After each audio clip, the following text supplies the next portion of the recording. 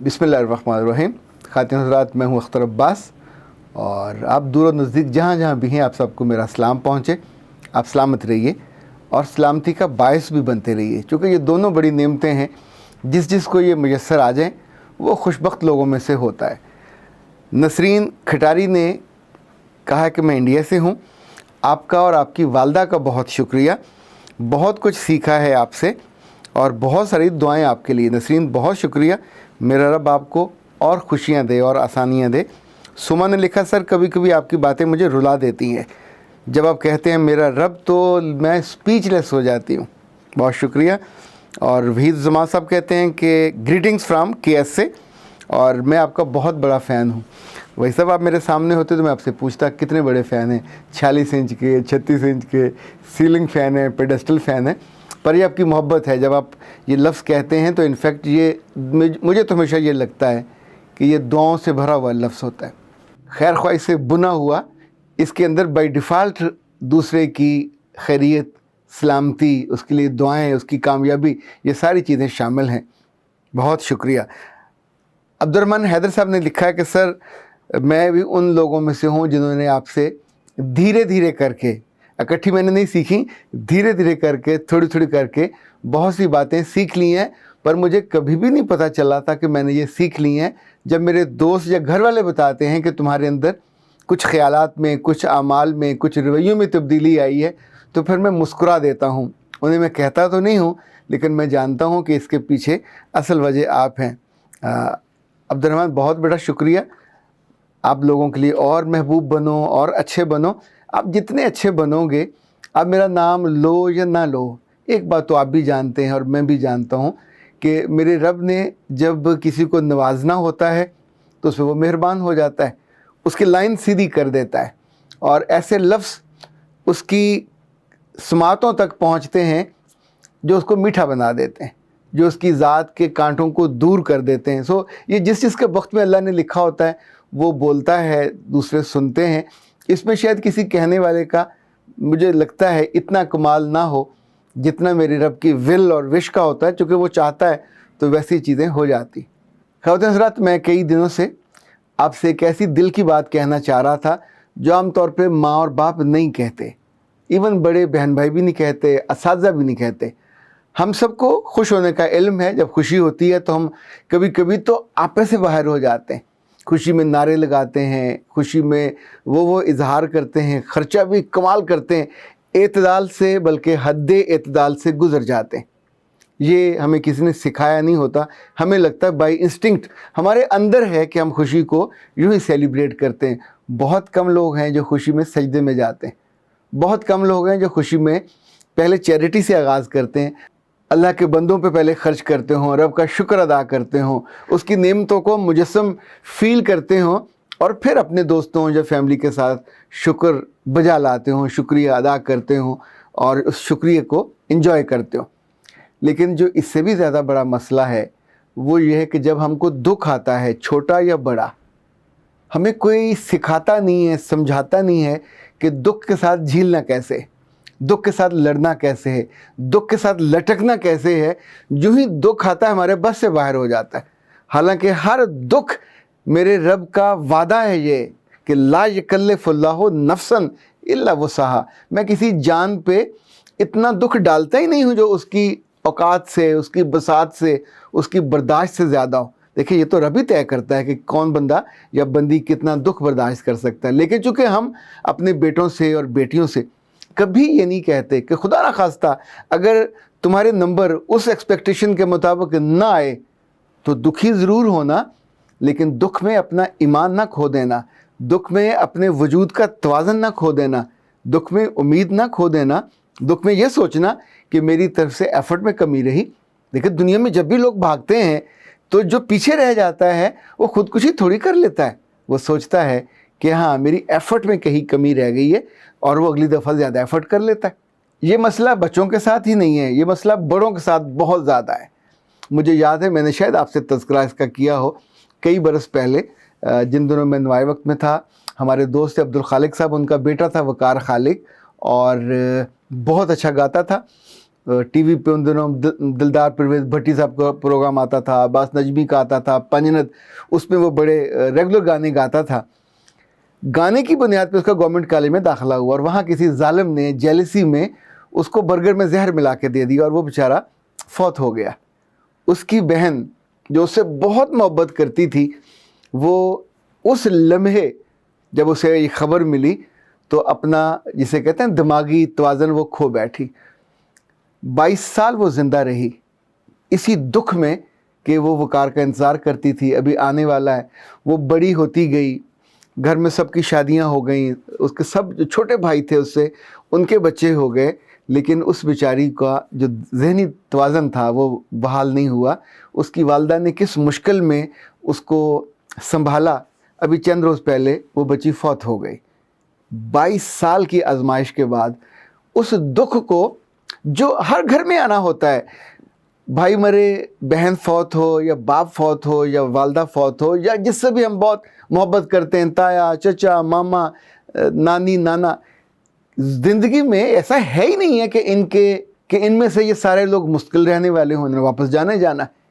اسی طور پہ جو دوسرا دکھ ہم کو ہوتا ہے بہت زیادہ، کہ جن سے ہم بہت پیار کرتے ہیں وہ ہم کو دھوکہ دے جاتے ہیں.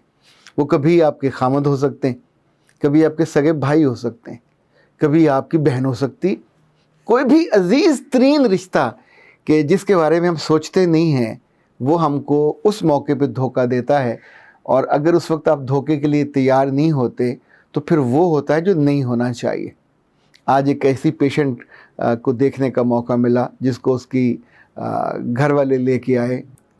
دروازے سے داخل ہونے سے لے کے مجھ تک آنے تک وہ مسلسل بڑبڑا رہی تھی، اپنے آپ سے باتیں کر رہی تھی، اپنا بدن سنبھال نہیں پا رہی تھی.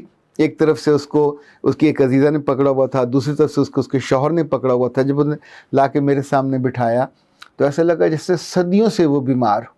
اور ایک ہی بات وہ کہے جا رہی تھی، سب دھوکے باز ہیں، سب دھوکہ دیتے ہیں، سب جھوٹے ہیں، سب دھوکہ دیتے ہیں، سب جھوٹے ہیں، سب دھوکہ دیتے ہیں، سب جھوٹے ہیں. اس کے علاوہ کوئی دوسرا جملہ اس کے منہ سے نہیں نکل رہا تھا. اس نے ان سے پوچھا کہ مجھے کہاں لے کے آئے ہو؟ انہوں نے کہا ہم آپ کو ڈاکٹر کے پاس لے کے آئے ہیں. تو اس نے مجھے اپنا ہاتھ دکھایا، کہا دیکھیں کتنے انجیکشن لگا کے سارا میرا ہاتھ زخمی کر دیا ہے. یہ کہتے ہیں تم بیمار ہو، میں تو بیمار نہیں ہوں، میں تو ٹھیک باتیں کرتی ہوں. اب اگلا 1.5 سے 2 گھنٹے جو اس کے ساتھ گزرے، میں آپ کو سچ بتاؤں، پیشنٹ کو ہینڈل کرتے ہوئے، ڈیل کرتے ہوئے میرا دل لٹرلی لرز رہا تھا، کانپ رہا تھا. اس کے 3 بچے تھے اور اس کے میاں نے غلطی کی، کسی خاتون سے محبت کی اور اسے شادی کر لی.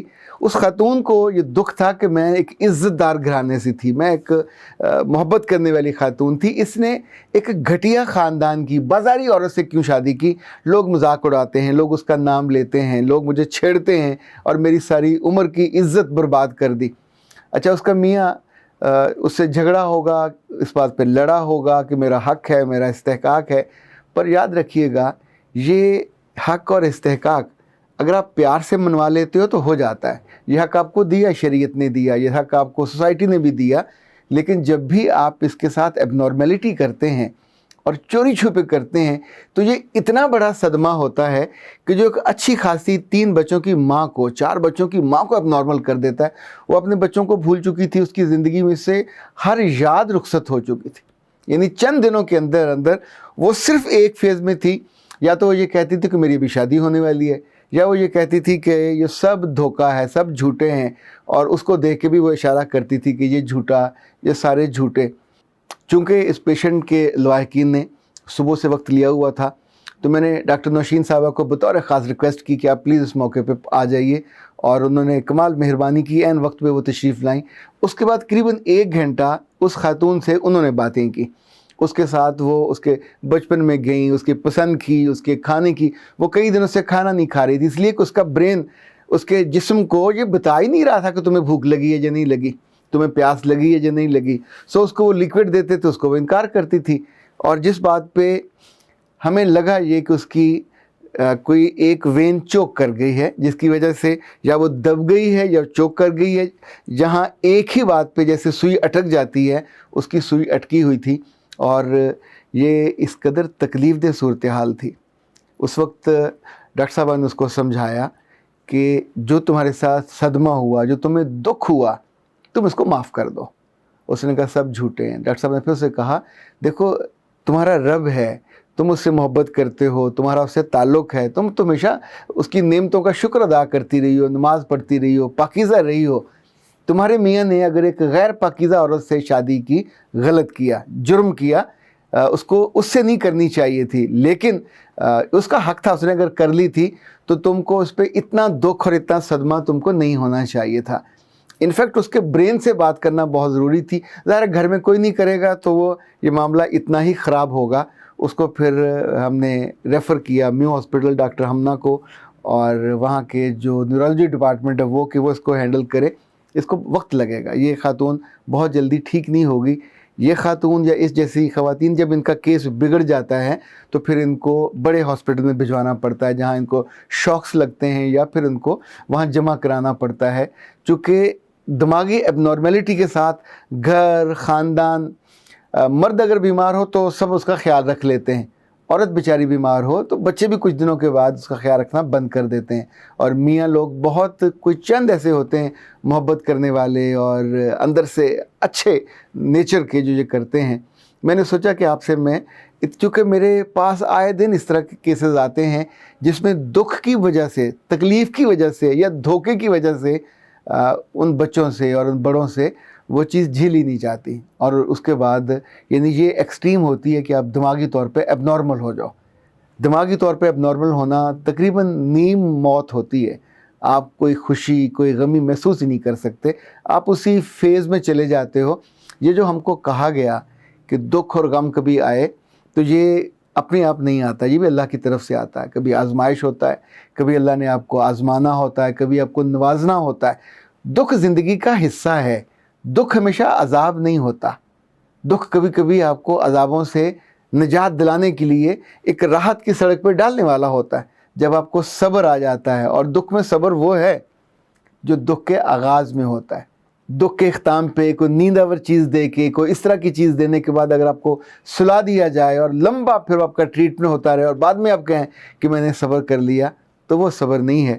دکھ مشکل ہے، دھوکے اور بھی مشکل ہیں، ان کو دیکھنا، ان کو سہنا۔ آپ یہ کہہ سکتے ہیں کہ سر آپ کو کیا پتہ، جس پہ بیتی ہے اسے پتہ، پر میں یہ تو دیکھ سکتا ہوں، یہ آپ کو بتا سکتا ہوں کہ جس پہ بیتی ہے بہت بری بیتی ہے۔ اگر وہ توازن نہ رکھے تو پھر اس کے آس پاس والے سب کے لیے وہ ایک بوجھ بن جاتا ہے، اس کی اپنی زندگی بھی برباد ہوتی ہے اور ساتھ والوں کی بھی بہت برباد ہوتی ہے۔